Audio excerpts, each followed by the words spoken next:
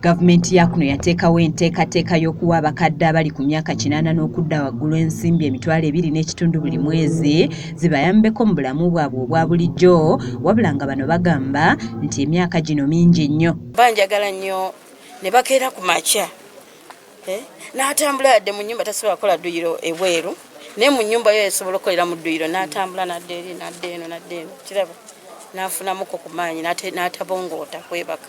Bano betusinkanye olunaku olwaleero ku kitebe ky'eggombolola ya Myaka Wakiso balaajanidde gavumenti okussa ku myaka kwe balina okufunira ensimbi zino wakiri gitandikire ku myaka 7 kuba bannaabwe bangi abali mu myaka egyo abayagga n'ekyokulya.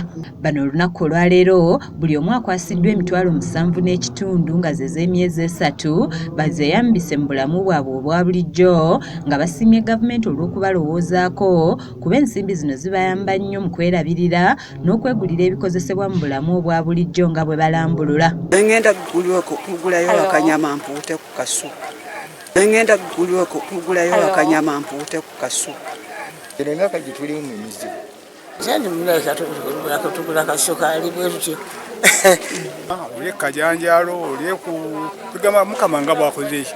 Basi tujyana nze kyasobola okugenda okulima.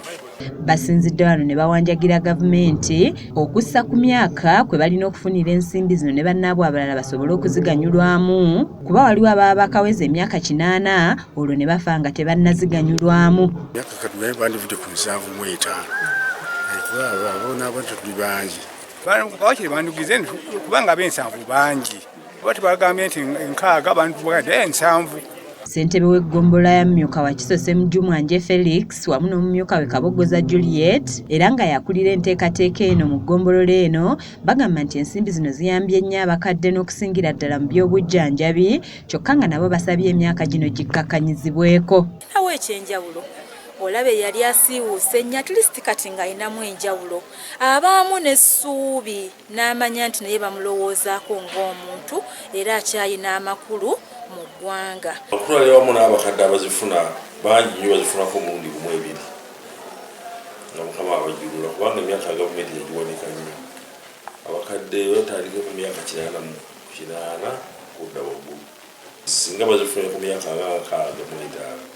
Akulira ebyenkulaakulana z'ebitundu mu ggombolola eno Lukwago Joel agamba nti okusinziira ku kunoonyereza kwe yakola abakadde bangi ensimbi zino zibagasizza nnyo naddala mu kwejjanjaba nga kati enjawulo nnene. Bakyuse nnyo kubanga abakadde bw'abajja n'afunayo emitwalo 7.5 oli n'ajja n'afuna emitwalo 15 abamu bafuna 3 okusinziira ku ze baba nga tebazijjayo bafunyemu kubanga omu ssente ezo zibayambye okufuna mu ebintu ebyenjawulo.